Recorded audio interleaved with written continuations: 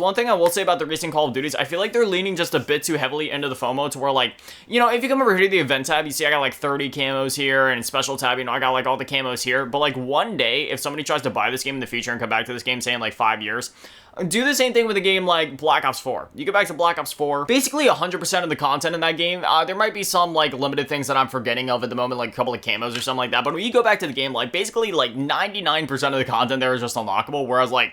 with Modern Warfare 2 and Modern Warfare 3, when people come back to this game years in the future, all this stuff, special camos, you won't be able to unlock those. Same thing with the event camos, you won't be able to unlock, like, literally any of these. Sure, you can still grind out, like, the mastery camos, like the Interstellar, Borealis, all that stuff. But when it comes to, like, the weapon prestige camos, the event camos, special camos, certain weapon blueprints, and other unlockables and stuff like that, like, a big percentage of the unlockable content in this game, I want to say, like, almost, like,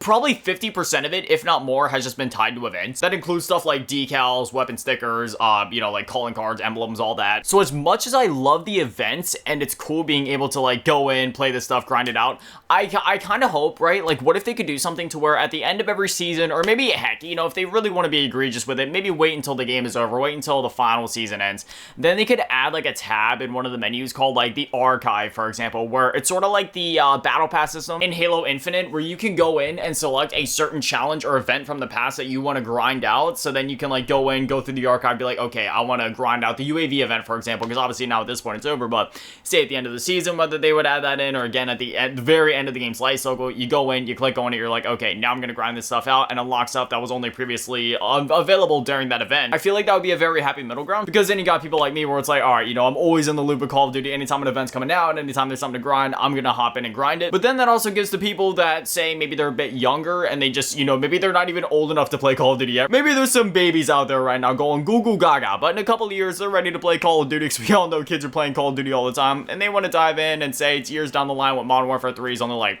$10 at GameStop. They pick up the game, pop it in their Xbox or their PlayStation, and they want to go in and play it. Well, that way they'll be able to grind out all that previously available content that they just would have like not been able to access otherwise, or maybe just for, you know, some other people. Because I know there are people that are some, you know, a bit more casual where they'll mainly just play for the campaign or something like that, so they generally wait until the game goes on sale years down the line, or maybe, you know, they'll hear some friends talk about it where they're like, oh, you know, I'm super nostalgic for this game, and then that person ends up buying it just so they can kind of like have that nostalgic moment with them, because that definitely happens all the time. You know, it's one of those things where I see it online constantly, where it's like, you know, some people are either newer to the franchise or they're just a bit younger, so they miss out on some of those older games like Black Ops 1 or Modern Warfare 2, and they hear a bunch of people talking about it online, then they go pick it up for themselves and they go in and play it, and guess what? There's a lot of content for them to grind out there. But so in these newer games, yes, there's a lot of content, but a lot of the content that also was there is just kind of gone forever now. I mean, obviously, if you were there at the time and you grinded it out, yeah, you have it, but if you try to do it in the future, yeah, no.